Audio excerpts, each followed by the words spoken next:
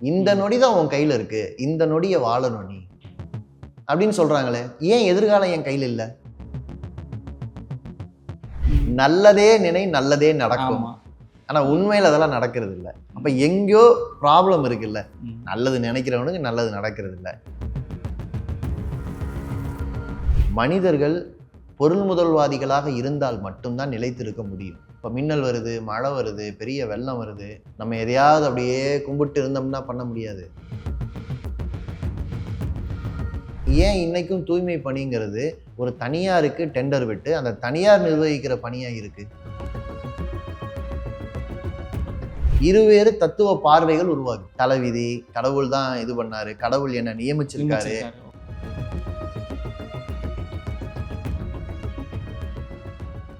உறக்க பேசினர்களுக்கு வணக்கம். வணக்கம் தோழர். இன்னைக்கு நம்ம பேச போகிற டாபிக் என்னன்னு பார்த்தீங்கன்னா இந்த தத்துவம். என்னன்னா நீங்கள் இந்த கம்யூனிஸ்ட் கட்சிக்காரங்க தத்துவம், கொள்கை, கோட்பாடு இப்படிலாம் பேசுறீங்க. இது எதுவுமே இல்லாமல் இன்னைக்கு கட்சிகள் கட்சி நடத்துகிறாங்க, ஆட்சியவே பிடிக்கிறாங்க.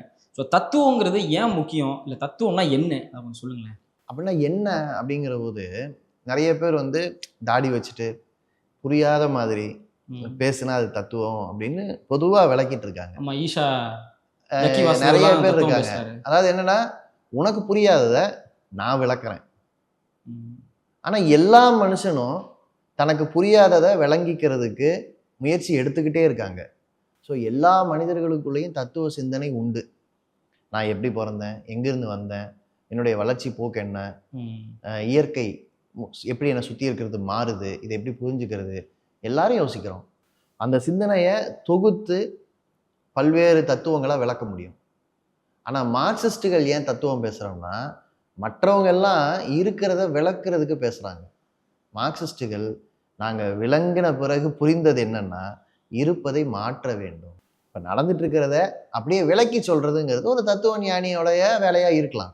ஆனால் மாற்றணும். அப்போ மாற்ற வேண்டியவனுக்கு தத்துவம் வேணும். இருக்கிற சொசைட்டியில் எது அநீதின்னு புரிஞ்சுக்கிறது தத்துவம் வேணும். இந்த அநீதி ஏன் வந்தது, எங்கிருந்து வந்தது, இதை கேட்கறது தத்துவம் வேணும். ரெண்டு பேர் சிந்தனை இருக்கு, மோதிக்குதுன்னா எனக்கு முதல்ல டிஃப்ரென்ஸ் தெரியணும்ல. நல்லா இருப்போம், நல்லா இருப்போம், எல்லாரும் நல்லா இருப்போம் அப்படின்னு ஒரு வார்த்தை, பிரபலமான வார்த்தை தானே. வாழு வாழ விடு, வாழு வாழ விடு, இதுவும் பிரபலமான வார்த்தை. நல்லதே நினை, நல்லதே நடக்கும். ஆனா உண்மையில அதெல்லாம் நடக்கிறது இல்லை. அப்ப எங்கேயோ ப்ராப்ளம் இருக்குல்ல. நல்லது நினைக்கிறவனுக்கு நல்லது நடக்கிறது இல்லை, நினைப்ப ஒட்டி செயல் இல்லை. அப்ப எதனால இப்படி முரண்பாடு இருக்கு? சொன்னது ஒண்ணு ஆனா நடக்கிறது வேறையா இருக்கு. நீங்க புரிஞ்சுக்கணும்ல. நல்லதே நினை, நல்லதே நடக்கும்ங்கிறது ஒரு தத்துவம். நீ நினைப்பது போலத்தான் வாழ்கிறாய், உன் சிந்தனை தான் வாழ்க்கையை தீர்மானிக்கிறது. ஆனா மார்க்சியம் ஆய்வு பண்ணி என்ன சொல்லுது? உன் சிந்தனையை உன் வாழ்நிலை தான் தீர்மானிக்கிறது. நீ உன்னுடைய செயல்பாடுகள் மூலமாகத்தான் உன் சிந்தனை என்பது, மனித சிந்தனை என்பதே உருவானது. அப்ப எது முதல்ல? நம்மளை சுத்தி இருக்கிற புறநிலையும் அங்க நடந்துகிட்டு இருக்கிற மாற்றங்களும், இங்க இருக்கிற பொருட்கள், அந்த பொருள்ல ஒண்ணா நம்ம, அந்த பொருளோட நம்ம முரண்படுறது, அதிலிருந்து நம்மளுடைய மொழி, சிந்தனை முறை எல்லாம் உருவாச்சுங்கிறது நம்ம நியாயத்தை அதான் தீர்மானிக்குதுங்கிறது மார்க்சியத்தை புரிஞ்சுக்கிட்டீங்கன்னா தான் அப்ப நம்ம இந்த டிராப்ல போய் மாட்ட மாட்டோம். நல்லவனாவே இருப்போம். நாம நல்லவனா இருந்தா சுத்தி இருக்கிறவனெல்லாம் நல்லவனா இருப்பான். நீ எவ்வளவு நல்லவனா இருந்தாலும் அதை நிலை நிறுத்தணும்னா உனக்கு தத்துவம் வேணும்னு நீ அடிப்படை இப்படி யோசிக்க ஆரம்பிக்கும் போது தான் புரியும். இல்லை, இப்போ நாம நல்லவனா இருந்தா நமக்கு நல்லது நடக்கும் அப்படிங்கிற தத்துவத்தை மார்க்சியம் ஏத்துக்கல. இல்ல, அது உண்மை இல்லைன்றேன், ஏமாத்திக்கிறாங்க. அதாவது ரெண்டு விதமான தத்துவ நிலைப்பாடு இருக்கு உலகத்துல. பேசிக்கா ரெண்டு. ஒண்ணு கருத்து முதல்வாதம், இன்னொன்னு பொருள் முதல்வாதம். இந்த கருத்து முதல்வாதத்தை முதல்ல சொல்லிடுறேன். நீங்க நினைக்கிறபடிதான் நடக்கும் அப்படிங்கிறது உட்பட கருத்து முதல்வாதம் தான். ஏன்னா நீங்க நினைக்கிறதுனால இந்த சமுதாயத்தின் விதி எல்லாம் மாறிடாது. ஆனா உங்களை நம்ப வைக்க முடியும். நீங்க நினைக்கிறதா அப்படி நடக்குதுன்னு நம்ப வைக்க முடியும். ஆனா அது உண்மை கிடையாது. ஆனா நீங்க நம்புவீங்க. எதுல இருந்து நம்புவீங்கன்னா, கருத்து முதல்வாதம் என்ன சொல்லுது? ஏற்கனவே எல்லாமே விதிக்கப்பட்டுருச்சு. ஆமா, ஏற்கனவே எல்லாமே தீர்மானிக்கப்பட்டுருச்சு.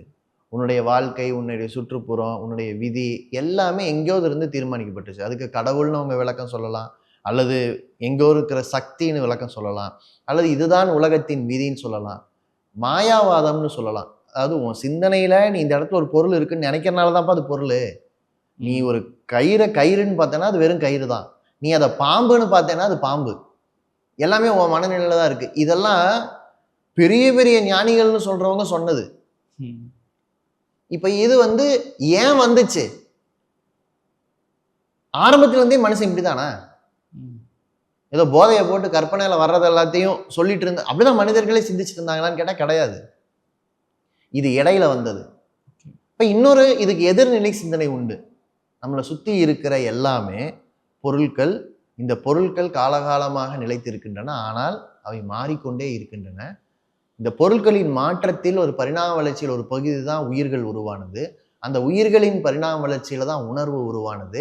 இந்த உணர்வு என்பது சிந்தனையின் தொடக்க புள்ளி. பிறகு அது சிந்தனையா மாறுது. சிந்தனைன்னு வரும்போது சிந்திக்க தொடங்குகிற மனிதன் பிறகு அனைத்தையும் புரிந்து கொள்ள ஆரம்பிச்சு ரிவர்ஸில் அப்புறம் திரும்பி நடக்குது.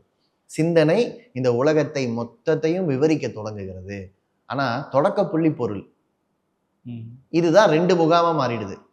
கடவுள் மாதிரி ஒண்ணு அல்லது சிந்திக்கப்பட்ட ஒரு விதியின் போல நீ வாழ்றன்னு சொன்னா அது கருத்து முதல்வாதம், ஐடியலிசம். இன்னொரு பக்கம் இல்ல பொருட்கள் தான் முதன்மையானது, இந்த மாற்றத்துக்கு ஒரு விதி இருக்கு, இயக்கவியல் என்கிற அடிப்படையில் தான் இது இயங்குது, மனிதர்கள் அதனோட ஒரு விளைபொருள். இன்றைக்கு மனிதர்கள் சரியான முறையில் உலகத்தை புரிந்து கொண்டால் உலகத்தை மாற்றவும் செய்யலாம். இது மார்க்சியமாக முகிழ்ந்து வந்த பொருள் முதல்வாதம். நிறைய டேர்ம்ஸ் யூஸ் பண்ணீங்க. கருத்து முதல்வாதம், பொருள் முதல்வாதம், இந்த ரெண்டுக்கும் ஒரு கான்ஃப்ளிக்ட் வந்துச்சுன்னு சொன்னீங்க. இதெல்லாம் இது இப்பதான் வந்துச்சா? இல்ல, நான் புரியிற மாதிரியும் நம்முடைய வரலாற்று நான் சொல்றேன். ஆரம்பத்துல குரங்கிலிருந்து மனிதர்கள் அல்லது குரங்குக்கும் மனிதருக்கும் ஒரே மூதாதையர். அதிலிருந்து பரிணாம வளர்ச்சியில மனிதர்கள் உருவாகிற வரைக்கும் எழுதப்படாத வரலாறு, தெரியாத வரலாறு. மனிதர்கள் உருவாயிடுறாங்க. நான் மொழி உருவாகிற வரைக்கும் கூட விட்டுறலாம். ஆனா அதற்கு பிறகு மனிதர்கள் பெரிய பூமி இருக்கு. காடுன்னு பார்த்தீங்கன்னா அடர்ந்த காடுகள், அல்லது பாலைவனம்னு பார்த்தீங்கன்னா கட்டுப்படுத்த முடியாத வறட்சி நிலவர பாலைவனம், அல்லது கடல் பகுதினா அல்லது ஆறுனா எல்லா விதமான காட்டாறு எல்லாத்தையும் பார்த்துட்டான் மனிதன். இதெல்லாம் தாண்டி சர்வைவ் ஆகணும். மனிதர்கள் யாருமே இல்லாத பூமியில் அவங்களுக்கு அவங்க மோதி கூட கொள்ளாத காலத்துல உண்மையில உங்களுக்கு முதல் பிரச்சனை என்ன இருந்தது? நீங்க மனிதனுடைய உடல் அமைப்பை பாருங்க. இது எந்த சூழ்நிலையிலும் தன்னைத்தானே பாதுகாத்துக் கொள்கிற உடல் அமைப்பு கிடையாது.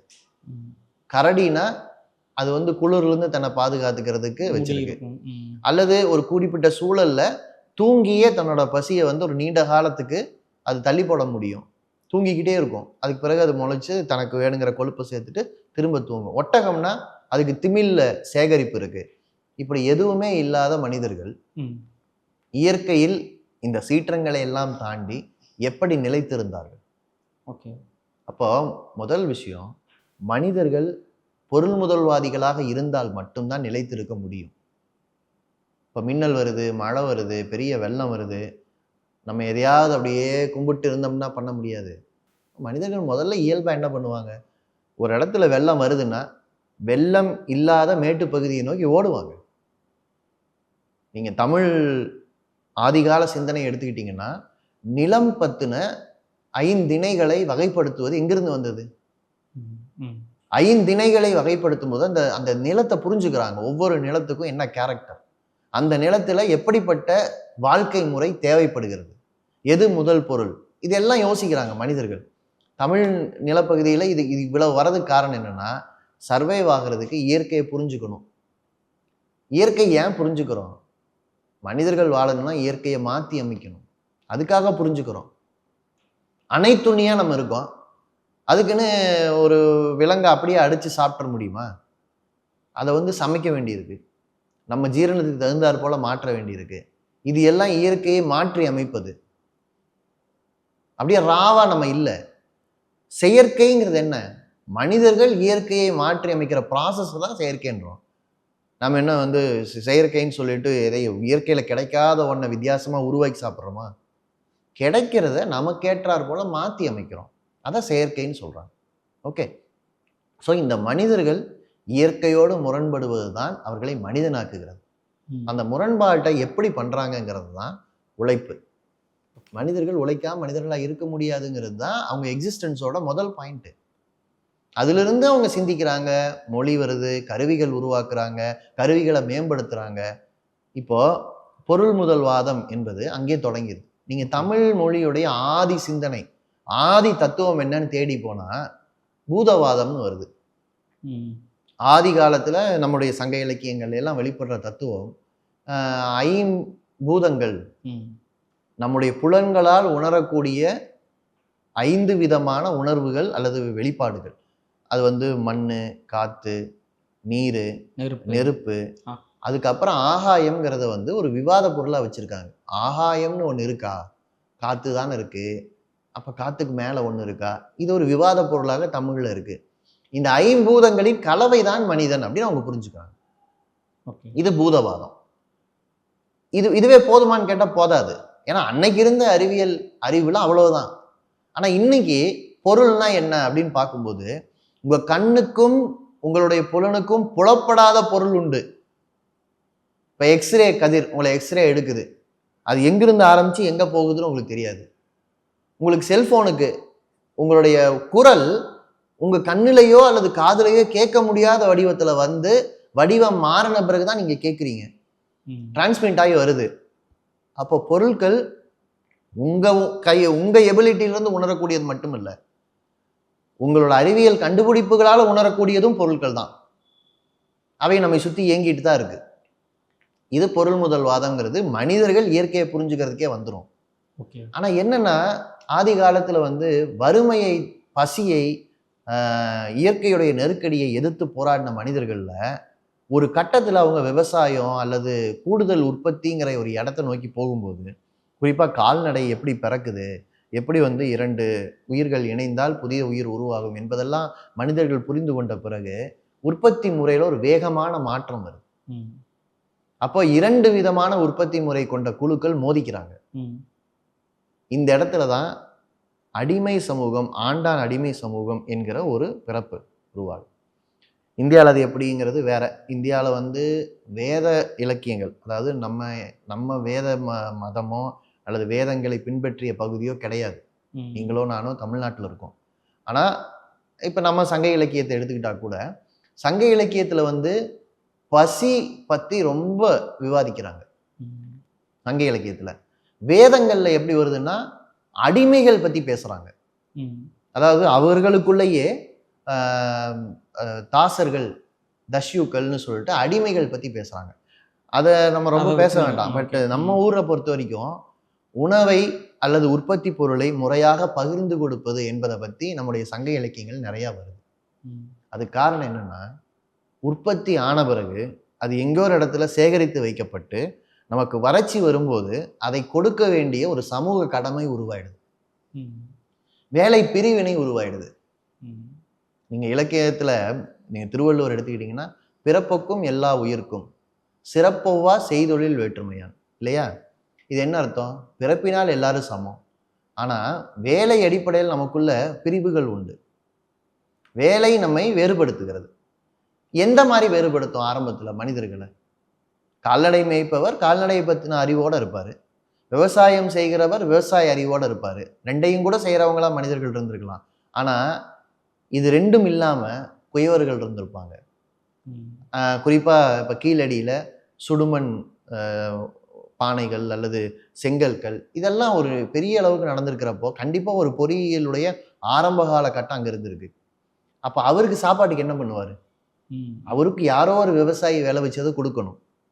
இப்ப இங்க எக்ஸ்சேஞ்ச் நடக்குது, பொருட்களோட எக்ஸ்சேஞ்ச். இது இயல்பா நடந்துட்டு இருக்கிற வரைக்கும் பிரச்சனை இல்லை.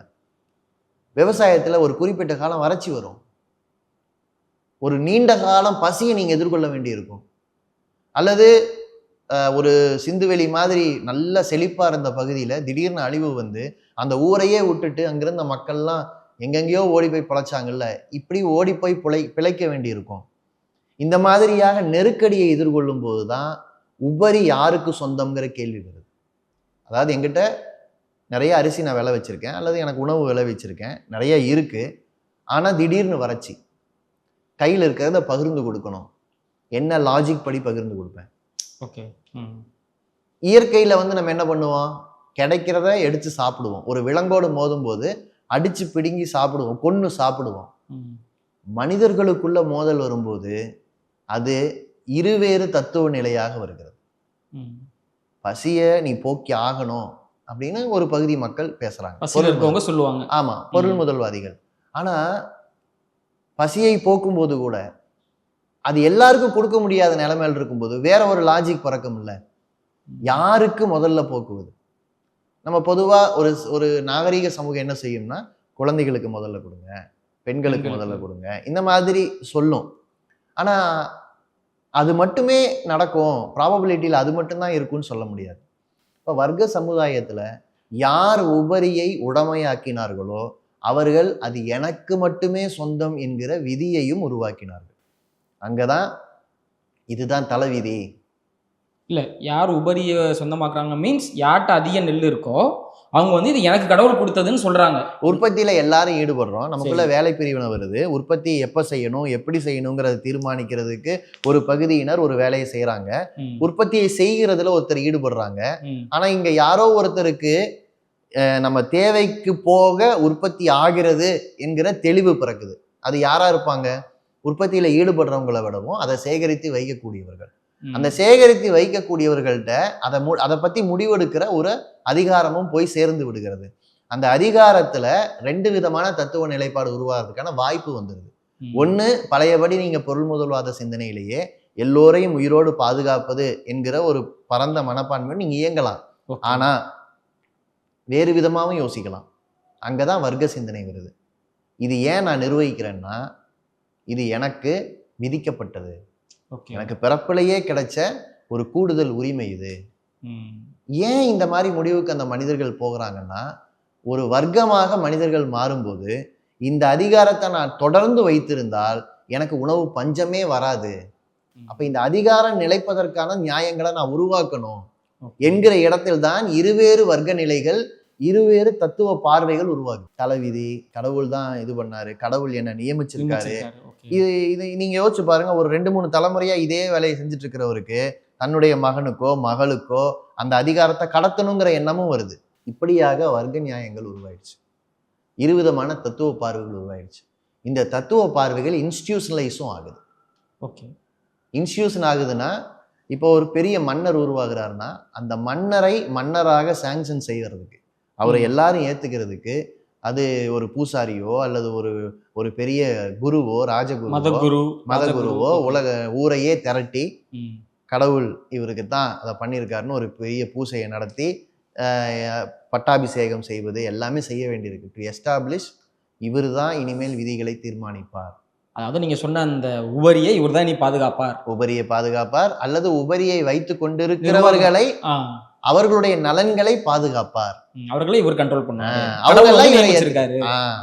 அவங்க எல்லாரும் இவங்களை ஏத்துவாங்க. சிற்றரசர்கள் எல்லாம் சேர்ந்து ஏற்றுக்கொள்ளாமல் பேரரசர்கள் வருவார்களா? பெரிய நில உடைமையாளர்களை எல்லாம் ஏற்றுக்கொள்ளாமல் அந்த அதிகாரம் வந்துருதா? ஸோ இவங்க எல்லாம் சேர்ந்து இவங்களுக்குள்ள ஒரு கூட்டமோ அல்லது ஒரு கலெக்டிவான ஒரு முடிவோ வந்து சரி இவர் தான் கரெக்டு அப்படின்னு உட்கார வைக்கிறது. ஆனா சாதாரண மக்கள் அதை ஏற்பாங்களா? அப்ப சாதாரண மக்களுக்கு ஏற்ப உருவாக்கணும்னா முதல்ல அவர்களை இந்த தத்துவ பார்வைக்குள் கொண்டு வர வேண்டும். ஏன்னா சாதாரண மனிதர்கள் பொதுவாகவே இயல்பாகவே பொருள் முதல்வாதமாகத்தான் சிந்திப்பார்கள். அப்போ அவங்கள வின்னோவர் பண்ணணும். அங்கதான் கடவுளோ மதமோ, வெறும் கடவுள் மதம்னு மட்டும் நான் சொல்லலை, எல்லா விதமான தத்துவ பிரச்சாரத்திலையும் இது நடக்கும். இன்னைக்கு சினிமாவில் கருத்து முதல்வாதம் இல்லைன்னு நினைக்கிறீங்களா? இந்த நொடி தான் உன் கையில இருக்கு, இந்த நொடியை வாழணும் நீ அப்படின்னு சொல்றாங்களே. ஏன் எதிர்காலம் என் கையில் இல்லை? இந்த நொடி நான் வாழ்ந்துட்டு எதிர்காலத்தை பத்தி கவலைப்படாதன்னு சொல்றத எல்லா சினிமாக்கள்லையும் சொல்லி வச்ச மாதிரி பல பாடல்கள்ல திரும்ப திரும்ப சொல்றாங்களே. ஏன்? சாமியார்களும் அதான் சொல்றாங்க, இந்த மொமெண்ட்ல வாழுங்க, இந்த மொமெண்ட்ல வாழுன்னு சாமியார் சொல்றது ஒரு தத்துவ பிரச்சாரம். நான் சொல்ற கருத்து முதல்வாத சிந்தனை எங்கோ ஒரு இடத்துல மட்டும் இல்லை. ஆளும் வர்க்கங்கள் தனக்கு வாய்ப்பு இருக்கிற எல்லா இடத்துலையும் இதை பரப்பும். ஓகே, இது பரப்புறதுங்கிறது ஆரம்ப காலத்துல இருந்து இன்னைக்கு வரைக்கும் எல்லா நவீன வடிவங்கள் உருவான பிறகு அதுலேயும் நடக்குது. நீங்க யூடியூப் வந்து மிகப்பெரிய அறிவியல் கண்டுபிடிப்பு. செயற்கைக்கோள் மூலமா உங்களுக்கு வரக்கூடிய இன்டர்நெட்டு செயற்கைக்கோளுக்கும் போகும், அப்புறம் டேட்டா சென்டருக்கு போகும், கடலுக்கு அடியில கேபிள்ஸ் மூலமா வரும், எல்லாம் உங்க வீட்டுக்கு வரும். நீங்க என்ன பார்த்துட்டு இருப்பீங்க? கடக ராசிக்கு இந்த மாசம் நல்ல மாசமா, மேச ராசிக்கு ஏதாவது சனி பயிற்சி அந்த மாதிரி ஏதாவது ஒண்ணு எனக்கு சொல்றாங்க. நமக்கு ஆலோசனையா வரும், ரெக்கமெண்ட் பண்ணுவாங்க. ரெக்கமெண்ட் பண்றது அல்காரிதம், ஆர்டிபிஷியல் இன்டெலிஜென்ஸ் வரைக்கும் இன்னைக்கு ரெக்கமெண்ட் பண்ணுவோம். சுவாரஸ்யமா இருக்கு கேட்க. ஸோ இந்த ஜோதிடம் எல்லாமே கருத்து முதல்வாதம் தான். ஏற்கனவே ஏதோ ஒரு இடத்துல உங்களுக்கான புதிர் எழுதப்பட்டிருப்பதாகவும் அதை விடுவிப்பது தான் உங்களோட வேலை என்றும் உங்கள் வாழ்க்கைக்கு விளக்கம் சொல்றாங்க. ஸோ அறிவியலுக்கு அதுக்கு சம்மந்தம் இல்லை. ஆனால் இந்த நியாயங்கள் ஏன் தேவைப்படுகிறது, இன்னைக்கும் அது ஏன் வந்து ஒரு பெரிய மார்க்கெட்டை பிடிச்சிருக்கு, இன்னைக்கும் அதை ஏன் தொடர்ந்து பரப்புறாங்க, தப்புன்னு தெரிஞ்சும் பொய்ன்னு தெரிஞ்சும் ஏன் இந்த கருத்துக்கள் மீண்டும் மீண்டும் சொல்றாங்க, நீங்க ஜாதியோ அல்லது பிறப்பின் அடிப்படையில் பெண்களை அடிமைப்படுத்துவதோ கூட இன்னைக்கு வரைக்கும் ஏன் நிலைச்சிருக்கு என்று கேட்டால் அது தேவைப்படுகிறது. யாருக்கு? பொருள் முதல்வாதமாக நியாயமாக சிந்திக்கிற மனிதர்களை அப்படி சிந்திக்க விடாமல் செய்தால்தான் இப்ப இருக்கக்கூடிய சமுதாய அமைப்பு தொடரும். இப்ப ஆளும் வர்க்கத்துக்கோ இல்ல இன்னைக்கு இந்த சொசைட்டியை கண்ட்ரோல்ல வச்சிருக்கவங்களுக்கு இந்த கருத்துக்கள் தேவைப்படுது, அதனால அதை பரப்புறாங்க. நேரடியாக ஆளும் வர்க்கங்கள் தான். நம்ம வந்து ஆட்சியாளர்கள் கட்சிகள் மாறதை பத்தி பேசுவோம். ஆனா எந்த கட்சி ஆட்சிக்கு வந்தாலும் சில விஷயங்கள் மாறாது. இன்னைக்கு ஒரு செய்தி, தூய்மை பணியாளர்களை ஒரு 12 மாநகராட்சிகள்ல நிரந்தரமற்ற முறையில் வேலைக்கு அமர்த்துவதற்கு டெண்டர் விட்டிருப்பதாக செய்தி. போன ஆட்சியில தூய்மை பணியாளர்களுக்கு சம வேலைக்கு சம ஊதியம் வேணும்னு ஒரு பெரிய போராட்டம் நடந்தது. அந்த போராட்டத்தில் ஈடுபட்டவர்களை இப்போது ஆட்சியாளர்கள் வந்திருக்கிறவங்க அழைத்து பார்த்தார்கள், சரி பேசினார்கள், உங்களுடைய நியாயத்தை ஏற்கிறோன்னு சொன்னாங்க. ஆனா ஆட்சி மாறின பிறகும் ஏன் இன்னைக்கும் தூய்மை பணிங்கிறது ஒரு தனியாருக்கு டெண்டர் விட்டு அந்த தனியார் நிர்வகிக்கிற பணியா இருக்கு? ஏன்னா சம வேலைக்கு சம ஊதியம் என்பதையும் சாதாரண அடிமட்ட தொழிலாளர்களுக்கு நிரந்தர பணி தேவையானது என்பதையும் நம்முடைய ஆளும் வர்க்கங்கள் ஏற்க தயாராக இல்லை. உங்களுக்கு ஒரு மனசுல திருப்தி இருக்கு, நான் மாற்றத்தை கொண்டு வந்துட்டேன் அப்படின்னு. அஃப்கோர்ஸ் ஒரு மாற்றம் நடந்திருக்கு. ஆனா அது உங்களுடைய வாழ்க்கையில மாற்றமா பிரதிபலிக்கணும்னா நீங்க போராட வேண்டியிருக்கு, நீங்க நியாயத்தை எடுத்து சொல்ல வேண்டியிருக்கு. உங்க நியாயத்துக்காக நீங்க வந்து இடைவிடாம இன்னும் தேவைப்பட்டா வேலையை நிறுத்தி, நான் வேலை செய்யாம எவ்வளவு குப்பை குவிஞ்சிருக்கு பாரு, என் உழைப்பு நிரந்தரமானது, என் உழைப்பு முக்கியமானது, நீ குப்பையை உற்பத்தி பண்ணிக்கிட்டே இருப்ப, சாகிற வரைக்கும் உற்பத்தி பண்ணுவ, ஆனா அந்த வேலை நிரந்தரம் இல்லைன்னா எப்படி கரெக்டா இருக்கும்னு புரிய வைக்கிறதுக்கு நீ கடுமையா போராட வேண்டியிருக்கு. போராடுறது பொருள் முதலாத சிந்தனை. இப்போ நம்ம நிறைய கொஞ்சம் டிவேட் ஆகி போயிட்டோம், பட் திருப்பி பாயிண்ட்டுக்கு வரலாம். என்னன்னா பொருள் முதல்வாதம் கருத்து முதல்வாதம் 2 இருக்கு. பொருள் முதல்வாதம் தான் நேச்சர் அப்படின்னு சொன்னீங்க. ஆனா வந்து கூட ஒரு வார்த்தையை சொன்னீங்க, இயங்கியல், டயலக்டிக்ஸ் அப்படின்னீங்க. அப்படின்னா என்ன, அது எப்படி பொருள் முதல்வாதத்தோட சேருது, இது எப்படி புரிஞ்சுக்கலாம்? அது என்ன இயங்கியல் பொருள் முதல்வாதம்?